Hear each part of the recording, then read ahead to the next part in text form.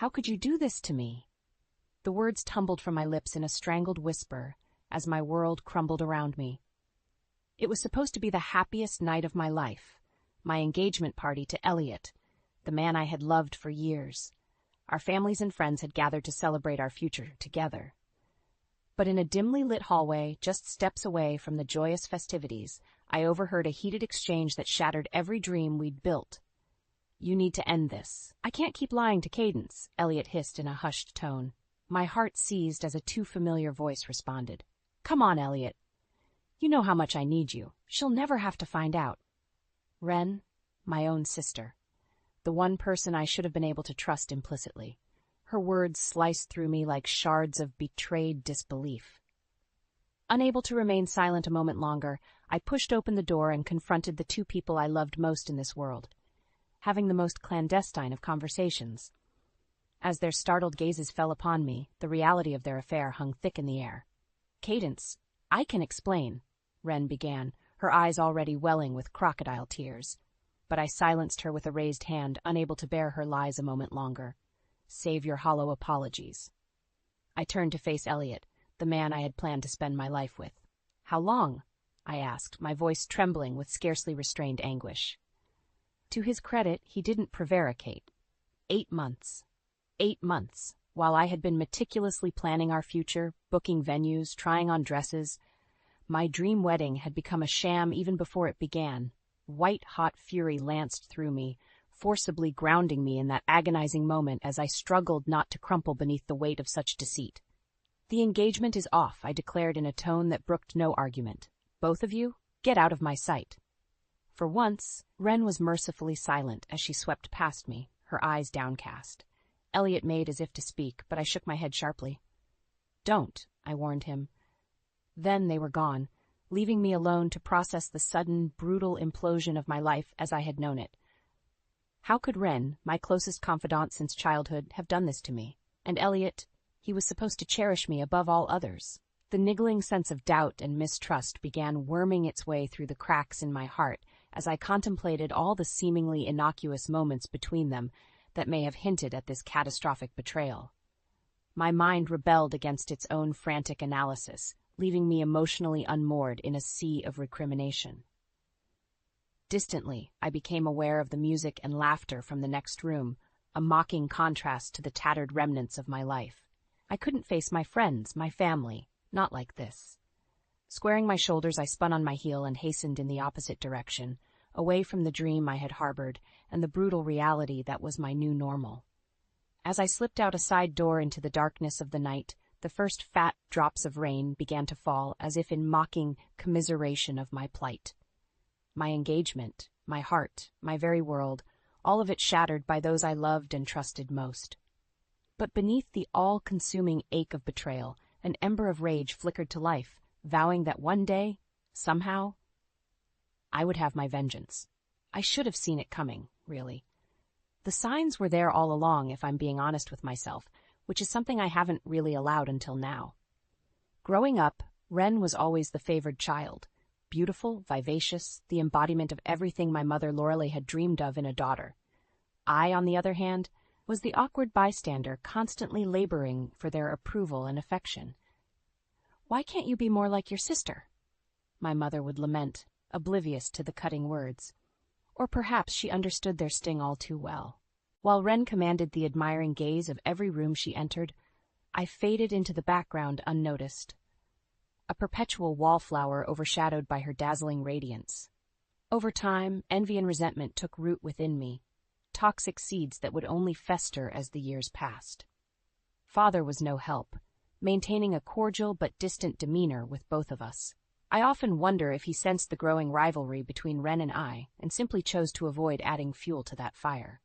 His hands-off approach likely did more damage than he realized.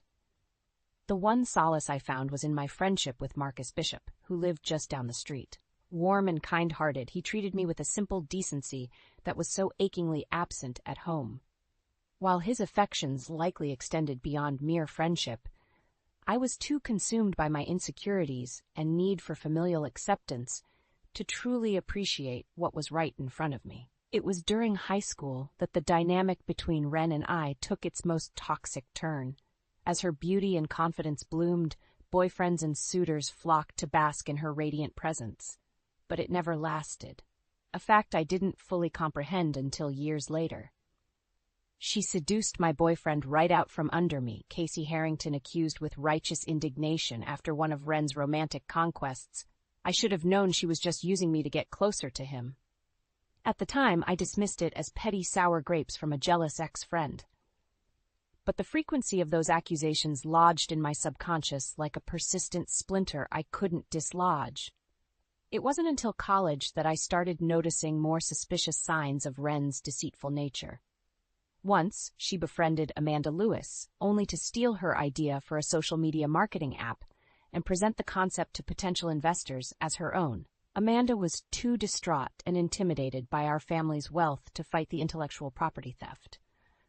When I finally worked up the nerve to confront Ren about her underhanded treatment of Amanda, she simply rolled her eyes. "Don't be so naive, Katie. I'm an opportunist, not a criminal. You'd do well to start looking out for number 1, too, instead of being so boringly ethical."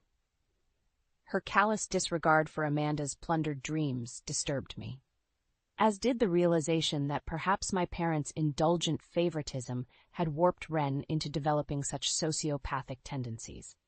For the first time, I began distancing myself from the family, perpetually enamored with her charms. But still, the insidious self-doubt prevented me from recognizing the full extent of Ren's toxicity, until one fateful night shattered my naivety once and for all.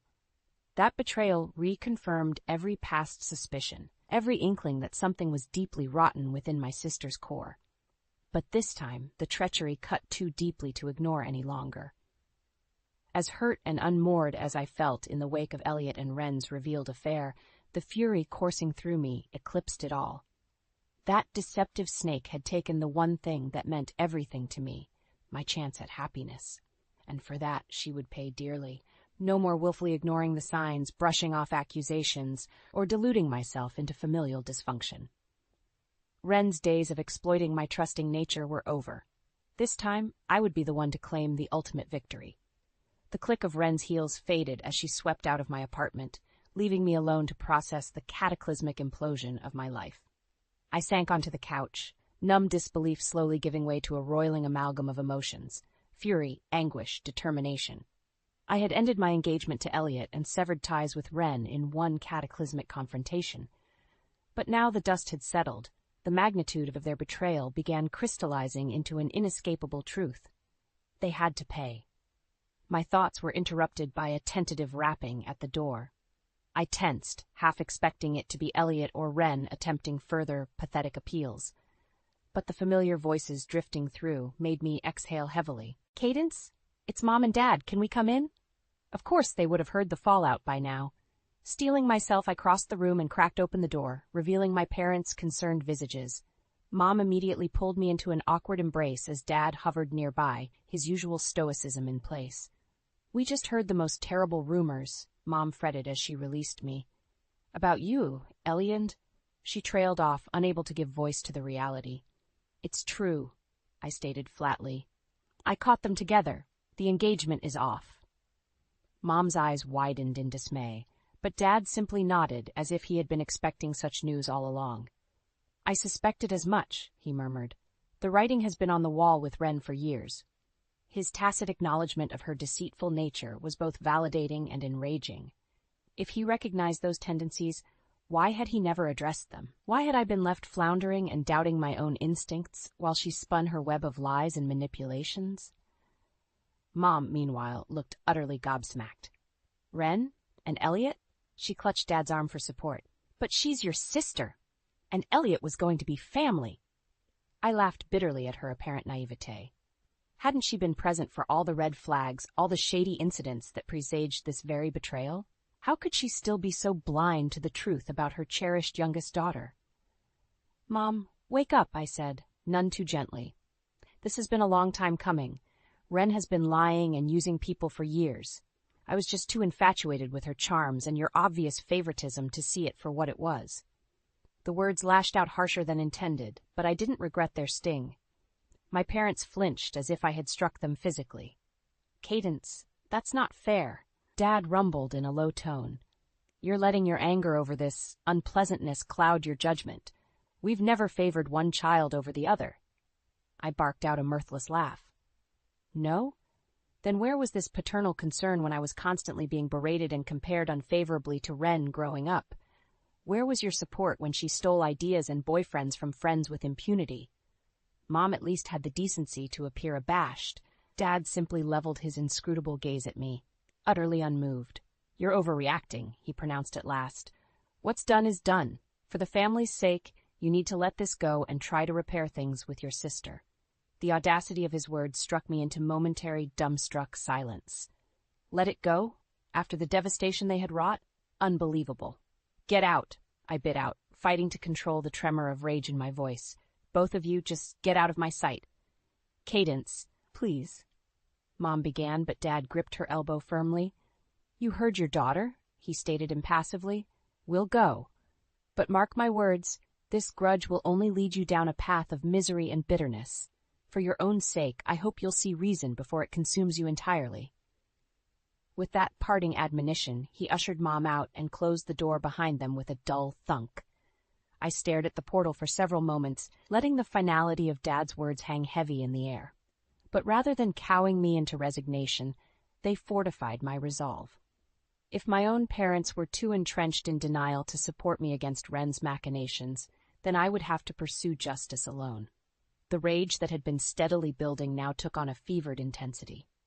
Forget repairing bonds, this time I would shatter them asunder first. Once and for all, Ren would feel the scorching consequences of her selfish, duplicitous actions. Fueled by a righteous fury, I began meticulously plotting my next steps. Evidence had to be compiled, allies recruited to my cause. No stone could be left unturned in exposing the truth and dismantling the pedestal my family insisted on keeping Ren upon, no matter how much collateral damage occurred.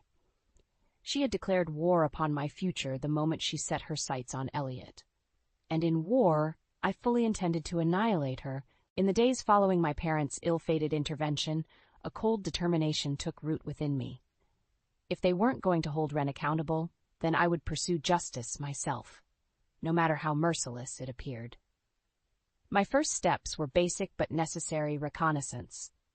I began discreetly reaching out to Ren's former friends and romantic associates, carefully piecing together a timeline of her selfish manipulations and lies. The stories came pouring in like a ruptured dam once those burned bridges realized I was earnestly interested in exposing her misdeeds. Amanda Lewis, the entrepreneur whose marketing app idea had been stolen. Jessica Kim, whose boyfriend Ren had not so subtly seduced away.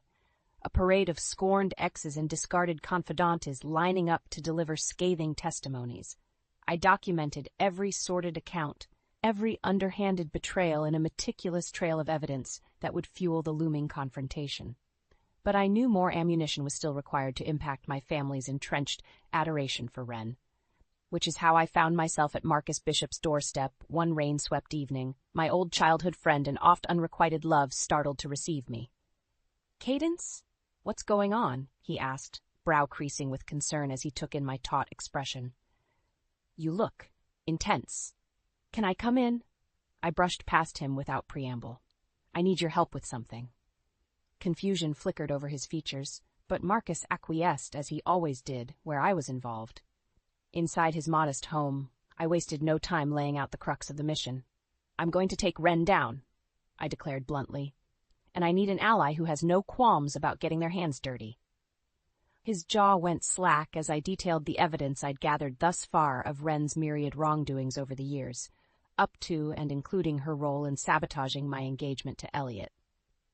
By the time I finished, Marcus's expression had hardened into one of grim resolve.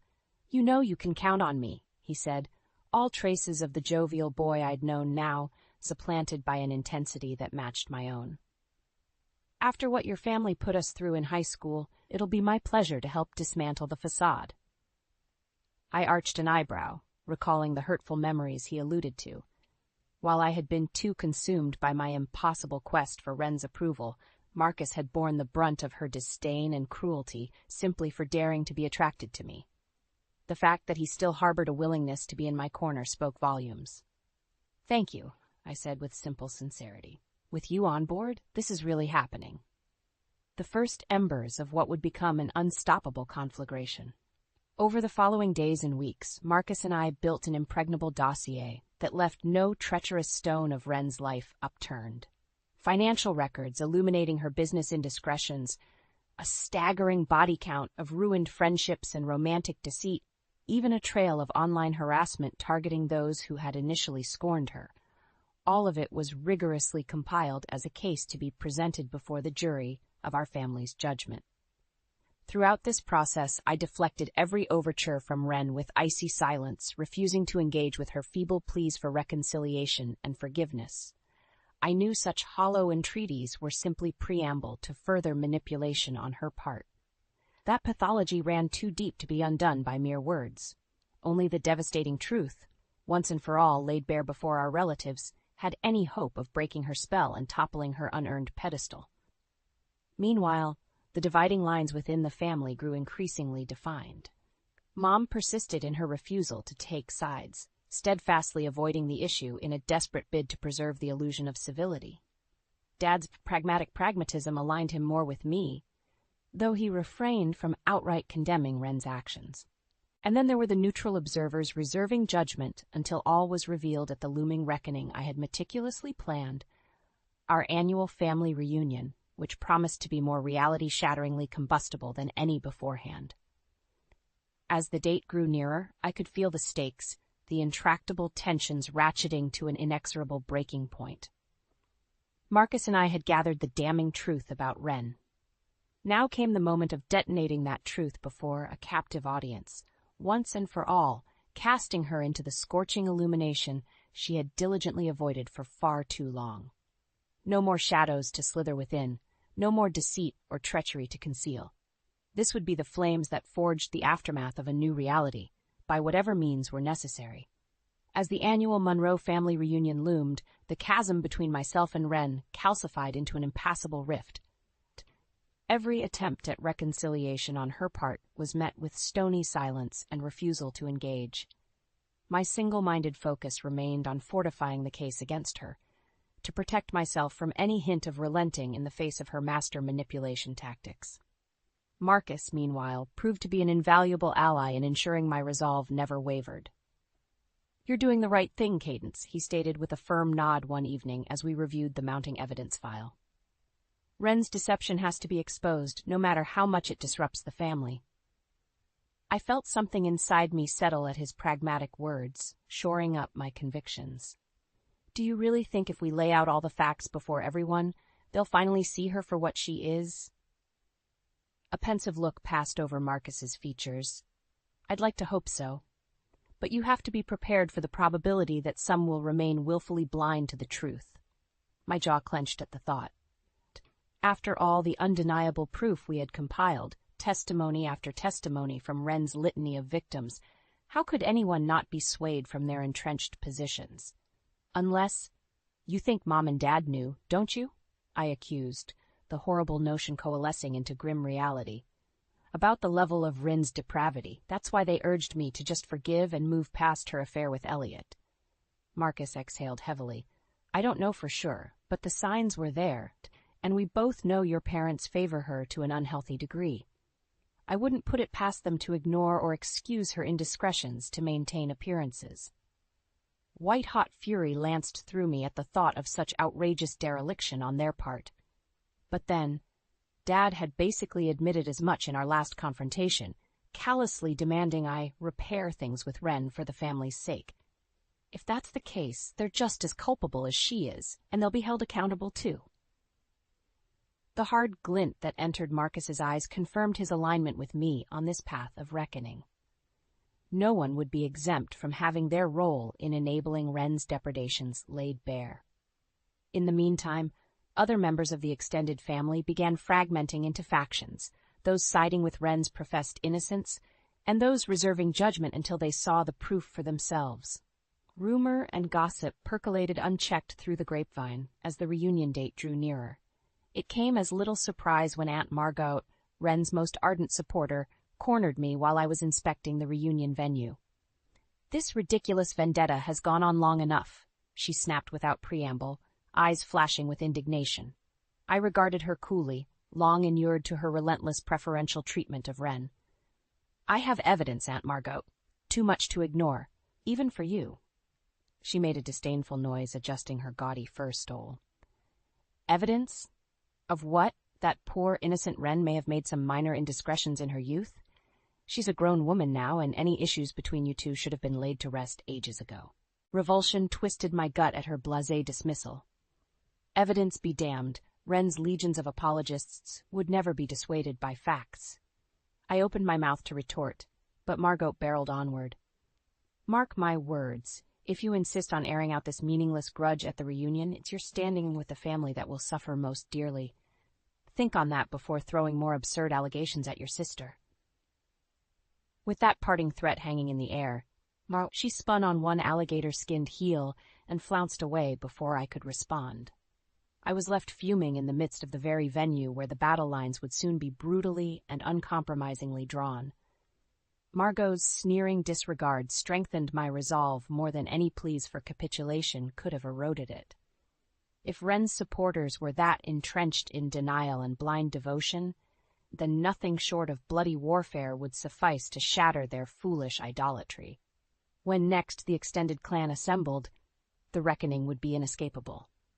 I now understood that upheaval was inevitable in order to excise the cancer of Ren's sociopathic influence once and for all. So be it then. Whatever the permanent fractures and severed bonds, the scales would finally be balanced, no matter how much upheaval was required. There could be no half measures, no compromise when absolute justice was the only acceptable outcome. As I strode out of the venue with purposed strides, I felt the sudden exhilarating clarity of a woman locking onto her crusade's trajectory and seeing it through regardless of consequence or collateral damage. For too long, Ren had sown ruination without repercussion. Now, at long last, she would reap the whirlwind of merciless retribution. The annual Monroe family reunion was always an ostentatious affair, owing to my parents' predilection for shameless displays of wealth and status. This year's no-expense-spared Venetian masquerade ball theme only amplified the pretentious grandeur, but beneath the glamorous marble floors and glittering chandeliers, an electric current of tension thrummed through the assembled masses, rife with unspoken expectation. Perhaps it emanated from my own coiled determination as I watched the revelers circulate with studied nonchalance. I caught a familiar flash of auburn in the crowd and felt my gut tighten reflexively. Ren, resplendent in a cream-colored gown with an intricately beaded mask, accepted adoring compliments from a knot of family members with her trademark, beguiling smile.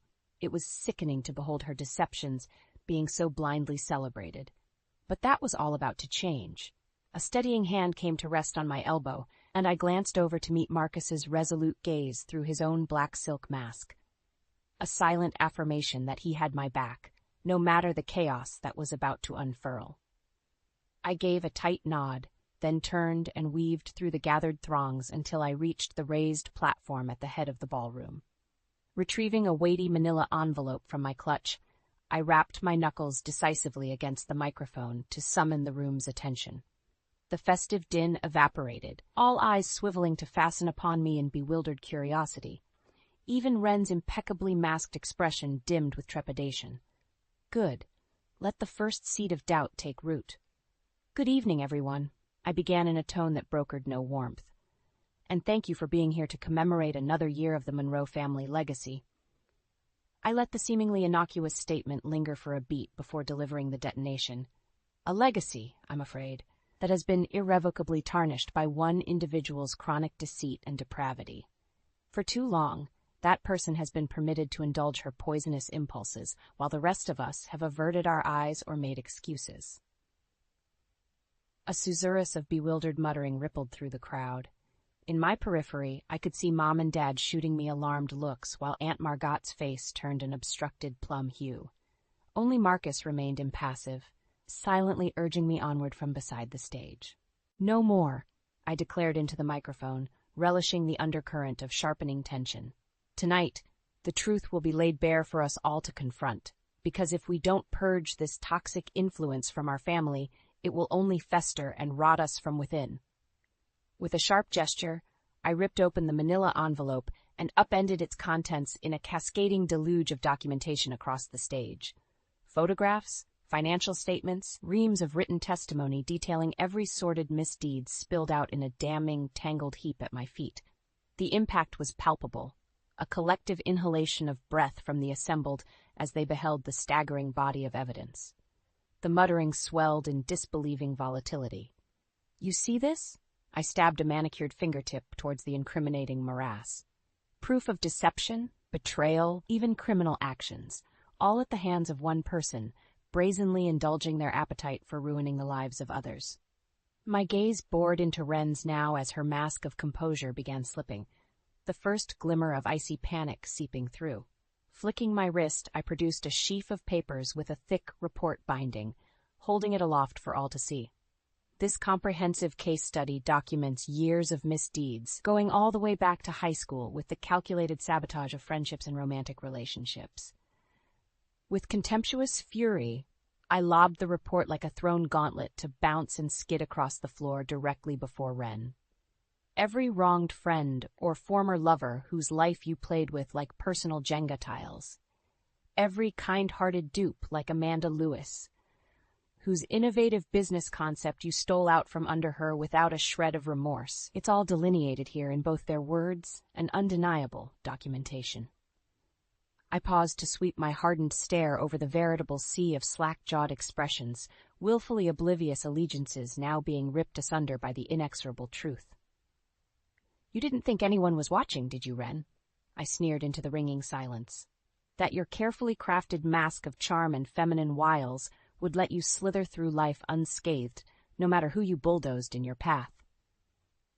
Compulsively, I started pacing in a predatory arc around the horrified statue of my sister, driving the point home with merciless precision.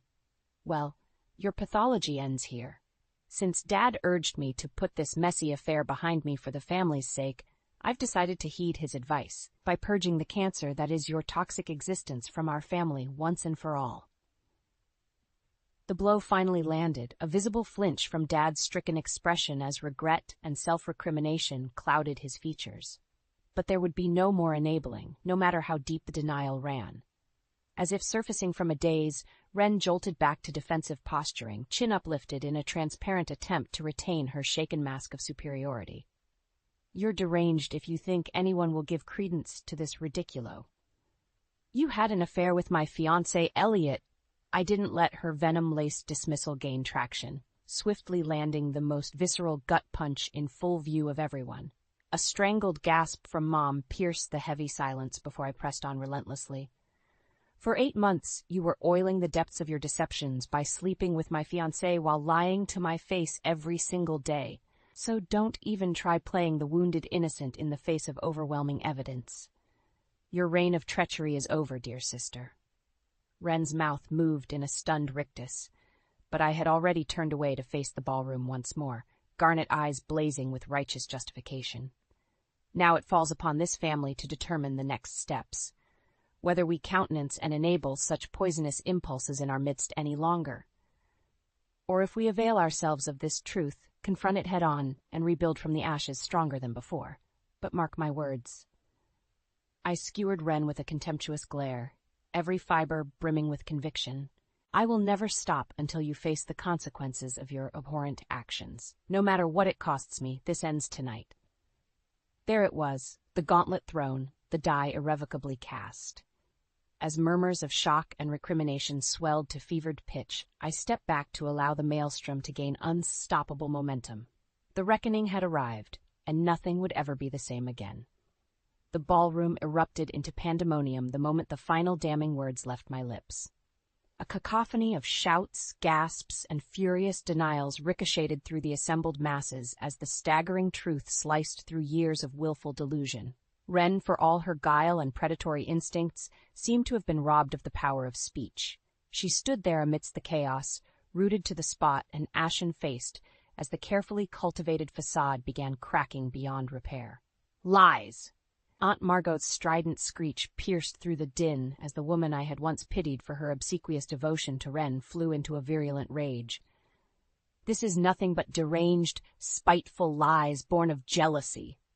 She pitched forward, clawing hands outstretched, as if to snatch up and rend apart the damning evidence strewn at my feet. Before she could take more than 2 steps, Marcus materialized from the shadows and caught Margot's flailing wrists in a restraining grip. "Don't do anything rash you'll regret," he warned her in a low tone thick with menace. Margot's eyes bulged in outrage and disbelief until she recognized her would-be assailant. Then her expression congealed into one of utter loathing as realization set in. "The poor boy finally became Cadence's lapdog, I see," she spat with vile insinuation. "Did she promise to let you sample a taste if you helped her with this insane crusade?" A muscle ticked in Marcus's jaw, but he released Margot with a look of pure disgust before rejoining my side, steadfast and resolute. I felt fortified by his presence, squaring my shoulders to face the mounting pandemonium. "Listen to yourselves," I shouted over the escalating tumult. This desperate need to attack the messenger, rather than confront the grievous truth staring you all in the face. Ren is a master manipulator who will say anything, do anything to preserve the facade you've all embraced like gullible fools. That succeeded in redirecting the outrage towards its proper target. Ren visibly startled as a acidic murmur of condemnation rippled outwards, causing bystanders to recoil from her as if burned. "It can't be true," Mom whispered brokenly, tears spilling down her ravaged face as she clutched Dad's arm in desperation. "My baby girl could never." I actually felt a fleeting pang of empathy as I beheld Mom's world shattering under the relentless weight of proof. But it was far too late for sympathy to sway me. Whatever trauma she and Dad were enduring now, they had brought upon themselves with their indulgence of Ren's toxicity over the years. "Wake up and smell the truth, Mother," I stated with a tinge of weary impatience. "Your proud daughter is a sociopath who has wreaked havoc on everyone around her for her own selfish gratification." A strangled sound escaped Ren then, causing all eyes to rivet upon her. For the first time, the malicious glint I had always subconsciously recoiled from blazed hot and unrestrained in her gaze. All artifice, all attempts at dissembling had been abandoned. "You ungrateful," she hissed with naked hatred. "After all I sacrificed to make something of myself, to pull myself up and out of Mom and Dad's miserable shadow? You're just jealous that I surpassed you by sheer willpower." "Sacrificed?" I echoed with bitter mockery. "Tell that to the legions of loved ones you sacrificed in your warpath of using and discarding lives for your own vainglorious desires." That struck a nerve, a visible wince passing over Ren's features as if rebuked. But the moment's self-awareness was fleeting, as she quickly regained her malignant contempt. "You want to tear down my world out of petty grievances?" Her voice rang out in silken menace. "I played by the rules society dictated and reaped the rewards. Don't come crying to me just because you lacked the fortitude to do the same, dear sister." A roll of revulsion twisted through me at her blatant rationalization, her utter refusal to accept wrongdoing even when confronted so baldly. This was why the extreme measures had been necessary. Ren's sociopathic conviction was too deeply entrenched for redemption. Before I could formulate a retort, a commanding baritone cut through the tension like a scythe. "Enough of this." All eyes swiveled as Dad stepped forward, his expression chillingly impassive, save for a glacial glint of finality.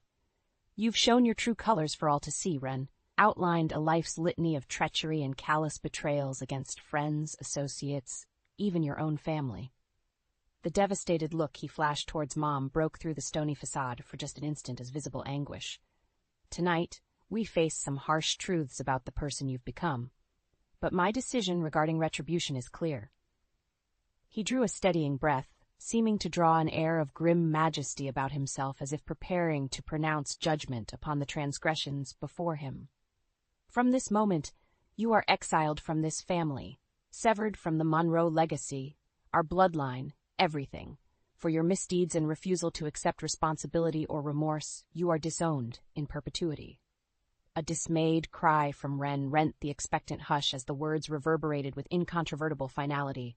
I could only stare, momentarily awash in shock that Dad had delivered such a devastating pronouncement.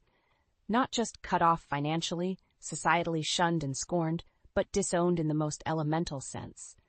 rendered a non-entity in terms of lineage and ties to our clan forevermore. It was a punishment as extreme as the litany of sins we had brought to light. One wren seemed to belatedly understand the gravity of. No.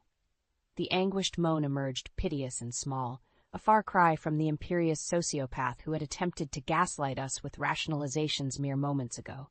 Father? Father, please. I'm still your daughter? But Dad's features were already hardening once more, all hint of inner turmoil calcifying to iron resolution. No daughter of mine could inflict such profound betrayals with no compunction. The very DNA you inherited from the Monroe bloodline has been rendered null and void this night. He turned away then, wrapping a protective arm around Mom's shuddering shoulders, as outrage and accusations began swirling anew amidst the assemblage. From the corner of my eye, I could see Aunt Margot gesturing furiously at anyone who would listen, no doubt attempting to undermine and subvert Dad's decree. But even she had been utterly steamrolled beneath the possession of bitter truth and culpability finally laid bare. My gaze was inexorably drawn back to Wren, crumpled on the floor now, like some pathetic, discarded marionette shorn of its strings. Her expression was one of naked anguish, a haunted realization that the ignominy of excommunication from everything she cherished had irrevocably taken root.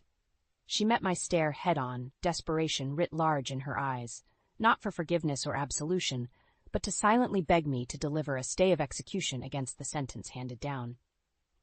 I simply regarded her impassively, and offering no solace or mitigation against the inferno of reckoning she had brought crashing down upon herself.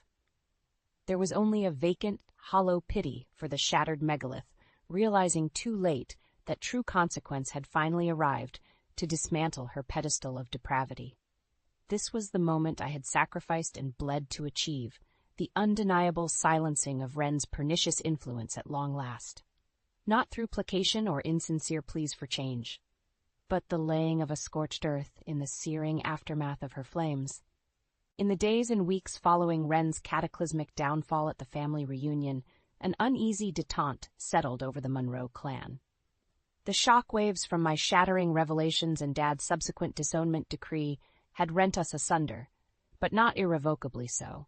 At least, not for those willing to stare unflinchingly into the truths that had been dragged into the harsh light of reality. A sort of grim solidarity emerged from the ranks who had borne witness to Wren's unmasking that fateful night. Those who recognized the justness in finally severing her toxic influences from our midst, no matter how excruciating the personal costs. And there were indeed heavy personal costs to absorb for many. Mom, God bless her, had retreated into a shell of haggard disbelief in those first few weeks. Between losing a daughter she loved despite her misdeeds and culpability for enabling those misdeeds, I couldn't fathom the depths of her turmoil. Dad, conversely, seemed almost galvanized by the brutal reckoning he had helped mete out, as if cauterizing the malignant limb had been a purgative act, allowing him to stride forth renewed from the ashes of dysfunction. Our family's integrity has been preserved, he told me stoically during a rare moment of bonding between us. Painful as the means were, the path ahead is now unobstructed from corrosive influences.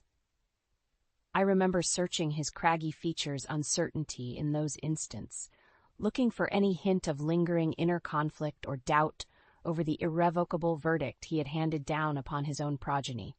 But there was only the same patented composure and resolution that had always defined James Monroe.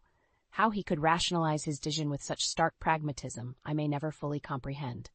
But then, our entire dynamic had been forever reshaped now in the searing conflagration that was Wren's self-immolation. The shockwaves extended outward, too, with various relatives fracturing off into splintered factions almost overnight. Some, like Aunt Margot, vehemently castigating Dad's ruling while rushing to stand in solidarity with the exiled Wren. Others distancing themselves from the inferno of inner turmoil entirely. And still others, well, Marcus and I gained some unlikely new voices championing our tenacious pursuit of justice, no matter how devastating the costs. It was yet another example of boundaries being redrawn, of the tectonic family plates shifting forever in the aftershocks. But I felt a sense of lightness, too, the first freedom from Wren's overhanging shadow I could remember feeling. That poisonous umbra had been eradicated at long last, allowing the first rays of redemption to break through. Marcus was with me every step as I trod those first tentative steps into reclaiming my life's trajectory. From ensuring Elliot faced the full legal and professional ramifications for his betrayal to determinedly rebuilding the tarnished dynamics with Mom and Dad. "You were the catalyst for renewal, Cadence," Marcus reminded me with a steadying hand on my arm whenever my regrets or doubts threatened to eclipse the path ahead. "Don't let the momentary growing pains overshadow the healthier family you've fought to reclaim." Those words anchored me more times than I could count through the arduous slog of confronting wounds, lancing toxicity, and enduring the fallout of realigned bonds, until, finally, the dust began settling on the smoldering aftermath. There was so much wreckage to confront in that ashen landscape, both within the family and surrounding it from Ren and Elliot's devastation trail. But I surveyed the damage sites now as a master craftsman might, already plotting out the blueprint for reconstruction from the strongest of building blocks.